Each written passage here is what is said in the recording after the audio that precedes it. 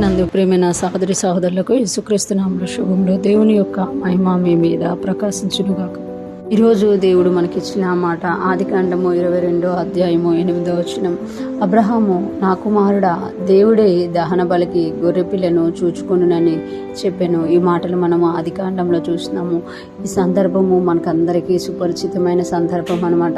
ఇక్కడ మనం చూసుకుంటే అబ్రహాముకి దేవుడు తన వాగ్దానం చేసినట్టుగా తనకు ఒక కుమారుని ఇచ్చాడనమాట. ఆ కుమారుని దేవుడు అబ్రహాముని 22వ అధ్యాయం 1వ వచనంలో మనం చూస్తే ఇవి జరిగిన తర్వాత అబ్రహామును పిలిచట పరిశోధించడానికంట.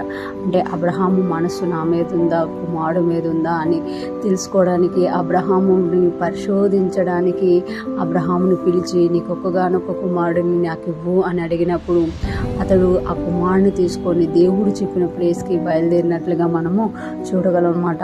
ఈ సందర్భంలో చూస్తే అబ్రహాము కుమారుడు అడుగుతాడనమాట. మనము ఆదికాండం 22వ అధ్యాయం 7వ వచనంలో గమనిస్తే, ఇస్సాకు తన తండ్రి అయిన అబ్రహాముతో నా తండ్రి అని పిలిచాను. అందుకు అతడు ఏమి నా కుమారుడా అనను. అప్పుడు అతడు నిప్పును కట్టెలను ఉన్నవి కానీ దహన బలికి గొర్రెపిల్ల ఏది అని అడుగుగా, ఈరోజు దేవుడు మనకిచ్చిన మాటలో మనము అబ్రహాం గారు జవాబిస్తున్నట్టుగా చూడగలం.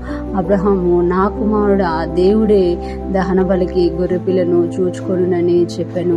అంటే దేవుడు చేయబోయే కార్యాన్ని అబ్రహాం గారు ఇక్కడ చెప్తున్నారు. అక్కడ ఇస్సాకు అడుగుతున్నారు, దహన బలికి మనకు అగ్ని ఉంది, కట్టెలు ఉన్నాయి, కానీ దహన బలికి గొర్రెపిల్ల ఏది అంటే అబ్రహాం గారు దహన బలి ఇచ్చిన ప్రతిసారి కూడా ఇస్సాకు గమనిస్తూ ఉండేవాడు అనమాట. ఆ దహన బలికి ఏమి అవసరం ఉంటాయి, ఏటేటి మా నాన్నగారు అర్పిస్తున్నారు, ఎలాగ చేస్తున్నారు, అవన్నీ ఇస్సాకు చూస్తూ ఉండేవాడు. అందుకే ఇక్కడ మనం చూస్తే ఇస్సాకు అడుగుతున్నాడు కదా, దహన బలికి నిప్పు ఉంది, కట్టెలు ఉన్నాయి, కానీ గొర్రెపిల్ల ఏది?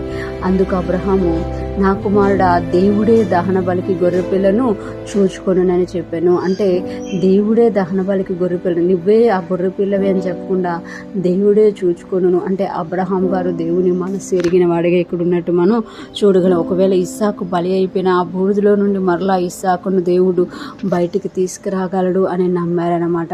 ఈరోజు ఫ్రెష్ మనం వింటున్న ప్రతి ఒక్కరు జ్ఞాపకం చేసుకోవాలి. దేవుడు ఎప్పుడైనా మనకి ఏదైనా అడిగారు అని అంటే దాని వెనక ఆయనకు ఒక ఉద్దేశం ఉంటుంది అనమాట. అబ్రహాము గారికి ఇస్సాకు గురించి అడిగారు అని అంటే ఆయనకు ఒక ఉద్దేశం ఉంది. అబ్రహాము ఇస్సాకును ప్రేమిస్తున్నాడా, నన్ను ప్రేమిస్తున్నాడా? ఈరోజు దేవుడు మనకి చాలా విషయాల్లో ఆశీర్వదించి ఉండొచ్చు. ఆ ఆశీర్వాదంలో నుండి దేవుడు ఏదైనా అడుగుతున్నాడు అని అంటే ఆయనకు ఒక ఆలోచన ఉంటుంది అనమాట. నేను ఇచ్చిన ఆశీర్వాదం మీద నా బిడ్డ మనసుందా, లేకపోతే నా మీద ఉందా, నా కొరకు ఏదైనా ఇవ్వగలుగుతాడా అన్న ఒక పరిశోధించడానికి దేవుడు కొన్నిసార్లు అడుగుతారన్నమాట. కొన్నిసార్లు మనం హెచ్చించడానికి అడుగుతారు. ఇక్కడ అబ్రహాం గారికి ఉన్నంత విశ్వాసం అనుకున్నట్టయితే ఖచ్చితంగా మనం కూడా చెప్తాం కదా, దహన బలికి దేవుడే గొర్రెపిల్లను చూసుకుంటాడు. మనకి ఏదైనా అర్పణ అడిగినప్పుడు మనం ఆ అర్పణ అర్పించాల్సి వచ్చినప్పుడు దానికి కావలసిన దాన్ని కూడా దేవుడే సమకూరుస్తాడు అనమాట. ఈరోజు ఫ్రెష్ మనం వింటున్న ప్రతి ఒక్కరం కూడా అబ్రహాం గారు లాంటి విశ్వాసాన్ని మనము కలిగి ఉందాముగా. ఆశీర్వదించిన దేవుని మీదే కానీ ఆశీర్వాదం మీద మనస్సు నిలిపేవారంగా కాక ఆశీర్వదించిన దేవుని మీద మనస్సు నిలిపి ముందుకు సాగిపోదుముగాక. దేవుని కృప మనందరికీ తోడయుండి నడిపించునుగాక. ఆమేన్.